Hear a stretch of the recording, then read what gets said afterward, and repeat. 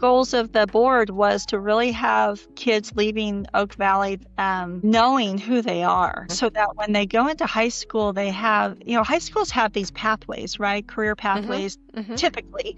Yep. And what do I want to take? What am I Mm-hmm. good at? And we're hoping that they figure out what they're good at and what their interests are before they go to high school. So it kind of catapults them through high school and advances them a little bit faster so that they Mm-hmm. can figure things out and then figure out their career eventually. Hello, everyone, and welcome to the Brighter Together podcast. My name is Janet Courtney, and my special guest today is Heather Pilgrim. Heather is the superintendent at Oak Valley Union Elementary School District, and that is in Tulare, California. Heather, thank you for being here. Thank you for having me. So tell me what's going on at Oak Valley these days.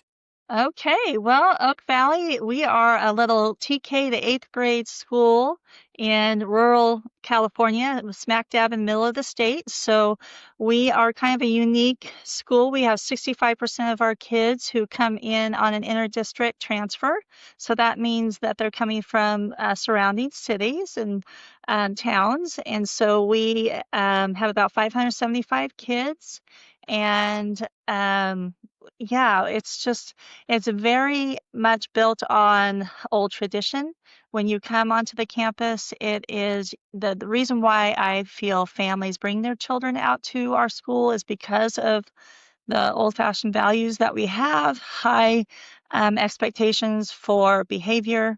And, academics are important, but I think, most looking to support our children holistically and have fun and find out what their interests are before they leave us in eighth grade to head off to high school. And so that's kind of my job, what I do. Nice. Yeah. Yeah. So in our areas, students go attend school based off of where they live. And Mm-hmm. so if Yep. there's a boundary. And Mm-hmm. so within Oak Valley's boundary, we probably only have about 200, maybe 250 kids that actually live in our boundaries. So if we were to only serve them, we would be very, very small. So years ago, we're actually celebrating our 70th year this year of the Congratulations. school That's awesome. district. Yes. Mm-hmm. So the surrounding school districts are the kids that live in the surrounding school districts have to apply to come here. And so when they do, their district has to release them because, of course, we're taking their students from them. And so Mm-hmm. they have to be willing to give up that ADA and let us have them. And then there's an agreement between those two districts, and there's an agreement with the families and the students they have to have good behavior, they have to have good attendance and good academic standing. And when they don't meet those expectations, they can be revoked and go back to their original school district, their home district. Yeah. So it's kind of school of choice, similar to school of choice.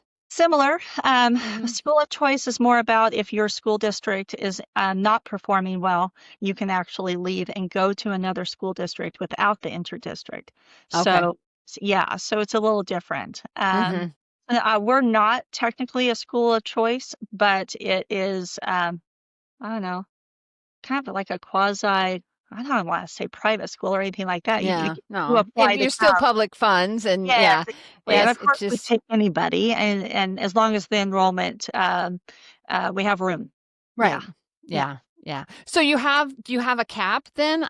This isn't what thought we were going to talk about, but I'm curious because it's every state has their own nuances, and you literally have 2.5 times the number of kids that you would have had, without this agreement. So I'm sorry, I'm just fascinated. So, Yeah, yeah. So this is my 7th year here as superintendent, and when I first got here, I asked my board if they were interested in growing because we do have a lot of land around us, and they had no interest in growing. They felt that we were at a very good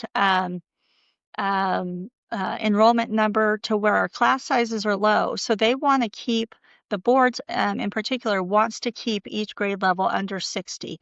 So we have 3 teachers per grade level. And so each classroom has less than 20 students. And this is again Nice. another draw of Yeah. why people want to come out here. And we do have a waiting list. So it's the small class sizes, along with those kind of old traditional. Yeah. When I say old traditional, our yeah, values. It's unique because the family connections here. We have deep-rooted connections. Families have been come for generations been coming to Oak Valley because in 1955, that's when it was created from 4 other school districts. Okay. So little tiny schoolhouse districts came together and made Oak Valley in 1955. Gotcha. Okay. Yeah. Yeah, my dad was it's funny, see, so my dad, I'm 58 this year, so he would have been 88. He passed away a couple years ago, but he and his brother, we talked a little bit about rural just before we started, because I grew up in Grand Island, Nebraska, and my dad, lived on a 120-acre farm. And they had a one-room schoolhouse. You know, he was born in 1937, so I get what you're talking about. Well, he and his and my uncle Dan were just a year apart, and Uncle Dan was going to be the only kindergartner, so he's put him in first grade. And so he ended up graduating from high school at 16. That was the kinds of things that they did back in the 1940s. Would have been in the 1940s. So, I actually have registers from 1891 from one wow. of the school districts. It was either, I think it was Enterprise School District and 1891. And so the state superintendent at that time sent to every district a ledger. And so it's handwritten Wow. daily, the names of the students, their attendance, their grades and behavior. It's funny. And so I have people visiting who will open up those journals from 1891 to 19, or well, obviously to 2025, and they go and they look and find their ancestors in the ledgers. It's pretty special. I Yeah. bet. I Yeah. bet. Wow, that's really, really cool. So it came together. Is that when the I'm sorry, I can't keep that name in my head. No, Yeah. when did that happen? I don't know the history of that when Okay. that started with the county, because other school districts within our county do it as well. So I'm not quite sure when that Okay. started. Yeah. Yeah. It's really fascinating. And you've got a system that works and the kids, and then you have an expectation for the children and for their behavior and their parents. And that's really great. Yeah, so the behaviors are really good here because if they start to, we always want to mold our kids. We're not going to give up on them. No, of If course they're not. having ill behaviors, and so we're still going to bring them in and do what we normally do. But if it's not working, that usually can be the last straw. Hey, look, we've tried. This doesn't work. Maybe you're best suited at your home district. Hmm. So, okay, so let's shift because I know we talked about that and then that went 8 minutes into this It's okay. podcast, but I want to talk about the other things that you guys have some great programs going on there that are kind of unique. Certainly not something you would see at an LAUSD or whatever. So I'd love to Yeah. hear about that as well. Sure. So when I got here 7 years ago, seeing the beautiful land that we have, um, I thought, man, we need to have a farm out here. And so we started off with just a fence line. And I said, I don't know how we're going to do this, but if we build it, they will come type of thing. So we did, and the board was very supportive because we live in this agrarian society, and a lot of our families are coming from either farmers, but we also have a lot of laborers. So we do have a high Hispanic population that families are working in the fields, but I wanted them to see that as a positive, not a negative. So when there's so much to the ag industry and so many different career options that once we start with our youngest, our children seeing the value of our land and the crops and so forth and the industry, that maybe they're as they grow up, they might have an interest in working in it as a career. So Part of developing that farm, we have uh, planter beds, we have trees, we have nuts, citrus, um, stone fruit. We have goats, we have chickens, we have lambs, we have students who participate in 4-H. And so one of the things that I knew that if I wanted to get this farm going and be real beneficial, it had to be an integral part of the curriculum. Right. And 4-H has that. And so in Nice. our region, we have a 4-H office. I asked her to come and talk and how does this work? Typically 4-H is outside of the classroom after school lunch, and you've got leaders, but what we have is called an in-school 4-H program. So every kindergartner to 8th grader um, has ag, and they dabble in it in kinder, first, second, third grade. But then once they get older, they can have it as an elective. So we have one ag teacher who teaches on the teacher's prep, gives them ag education, goes out to the farm, plants and does various experiments out there in the farm. So that it's just a wonderful program. And then the ag teacher decided to go for FFA chapter. Ah, okay. Yep. Mm-hmm. So we have middle school FFA, which is just a beautiful leadership program for our kids. And they they're growing leaps and bounds. And then when they go off to high school, they are just, participating at higher levels because they're getting this access Right. to leadership skills in the middle school. Neat. And for those of you that don't know, FFA is Future Farmers of America, and it's a great organization. I have not personally participated, but you grow up in a rural community, and 4-H and FFA are just a part of your life, and an important part. And I love that. That's exciting. So how many kids do you have that participate in FFA? Okay, so FFA is mainly for our 7th and 8th graders. So Mm-hmm. we probably have about 45 that participate in FFA, but we have a real core, probably a core group of 25 that are in the leadership 8th grade class. They participate in the state FFA conference every year. We also have within the 4-H program, we had over 50 kids showing up at county fair, rabbits, lambs, goats, pigs, and dairy heifers. So we just finished that last week, and they just did amazing things. Yeah. Awesome. There is a crisis in this country, a massive shortage of special education teachers. We know how devastating this can be for your students, families, and staff. Lighthouse Therapy places experienced special education teachers in virtual, hybrid, and on-site roles, and we handle everything from hiring to onboarding to mentorship. These aren't just placements, they're professionals who understand compliance, collaboration, and care. Let us help you fill in the gaps with special education teachers who really understand. We are here to help. Visit lighthouse-therapy.com/brighter together to connect with us today. There's a lady in Texas I just interviewed, and I'm not going to be able to come up with it off the top of my head.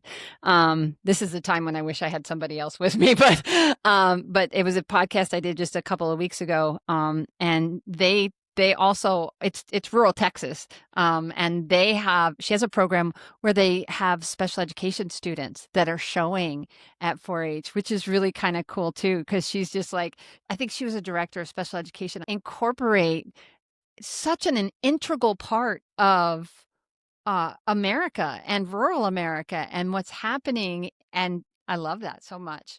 The other program we have is our visual and performing arts department. And of course, there are a lot of kids that are very creative, theatrical, musically inclined. So we offer a music program that has marching and in concert band. And all of our kids at some point get access to the music program being as young as, third grade. and then they can select an instrument and be part of that. But we also have a theater dance teacher. Geez. So she does a wonderful production every year. I think we did Lion King last year. So she does something just, every year. So from fifth grade on, they can be part of that production. And so she's also teaches on our teachers prep theater to kids as young as first grade. So they're learning about characters, which also supports our ELA standards and so Mm-hmm. forth. Mm-hmm. Yeah. The creativity of writing a script and things like that. Um, and then we have an art teacher who is teaching all the fundamentals of art, from sketching to oils and paintings and canvas. That sounds so fun with the littles. Yes, I love art with little yeah, kids. It's so much yeah. fun. Yeah. So same thing. It's teachers prep from about first grade on, kindergarten on. I think everybody gets that. Um, and then we have photography as well in yearbook. So we have that. But one of the things we also developed within the last couple of years was a leadership class. And so it's real important to me that our ASB students get leadership skills. So we ASB, tell me what ASB is. Associated Student Body. So Okay. Thank you. they're Yeah. leading our student body. Gotcha. Okay. Yes. And so the leadership class has a student store. So we created a shed. We had a shed. We made it cute and adorable. It looks like a little farmhouse. So on our sports days, game days, the middle school kids can come out and they can buy things at the student store, and they student run. So they're ordering, they're taking inventory of the product. Merchandise. Yeah. They're counting the money. They're doing all of that. Ah. Uh, yeah, so that's been a great addition as well, and it's open before school too, so the littles can have access to it. Um, You are growing some entrepreneurs at your school. yeah, one Very of the exciting. goals of the board was to really have kids leaving Oak Valley knowing who they are, so that when they go into high school, they have, high schools have these pathways, right? Career Mm-hmm. pathways Mm-hmm. typically. Yep. And, what do I want to take? What am I good at? And we're hoping that they figure out what they're good at and what their interests are before they go to high school. So it kind of catapults them through high school and advances them a little bit faster so that they Mm-hmm. can figure things out and then figure out their career eventually. So. Yeah. It's no longer just what's my track? Am I a college track, or am I just a high school diploma track, or am I associate's track? That was I mean, I'm talking 40 years ago, Right. Now for me, it's been 40 years since I hate that, but there you go. 40 years. High school was 40 years ago. And it's like I was 17 when I graduated and didn't know what I was wanted to do. And so giving these kids the opportunity to see things that are out there and to have, opportunities to learn and have an idea of where they want to go. And that doesn't mean that it's necessarily even going to be where they end up, but Right. at least they have an idea going into high school what's next. And I love that so much. Yeah. You guys are amazing. I love it. I love it. I understand why you have over 500 students in Yeah. your school now. It sounds like a lovely place to go to school. So It's fun. yeah, it sounds like. What would you say is your biggest challenge right now? Well, probably literacy rates are always our challenge. And I think we just haven't quite figured that out yet. We're trying, we have interventions, we have the MTSS system, which is the multi-tiered systems of support in all areas, in our socio-emotional learning, along with our academic side. And I think we have a new principal this year and I'm very excited because she's highly trained in early literacy and she has some ideas. And so she's going to dig a little deeper and into our classroom instruction and our data and utilizing some new research on best practices with the science of reading and so forth, and kind of just bring it all together. So I'm excited to see. what she does. And so we're still hovering around 40% of our kids reading on grade level when they exit, first grade, second year. And our goal is to always have 80%. So our kids are, if we look at kids reading on grade level within a year of reading on grade level, we're upwards to 75, 80%. And typically, if you're within a year of proficiency, you can usually catch up, but we're not. And so Mhm. why aren't we? So those Right. are probably our challenges. And once we figure this out, I think everything else will excel. Our math scores, science, and so forth. Because the reading is the biggest gift that we can give Yeah. them, and Yeah. so it needs to be our It priority. Yeah. You learn to read so that you can read to learn. Yes, Yeah. exactly. Absolutely. Absolutely. Yeah. 100%. I get that. And as an SLP, comprehension and all of that good stuff, it's like that's core of who I am.